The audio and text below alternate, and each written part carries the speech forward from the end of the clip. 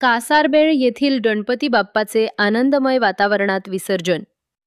महागाव तालुक्यातील कासारबेळ येथील वाघाई प्रतिष्ठान गणेश मंडळातर्फे 11 दिवसांच्या भक्तिमय उत्सवानंतर पारंपरिक टाळ मृदुंगाच्या गजरात आणि वारकरी संप्रदायाच्या भक्तिगीतात गणपती बाप्पाचे विसर्जन उत्साहात पार पडले।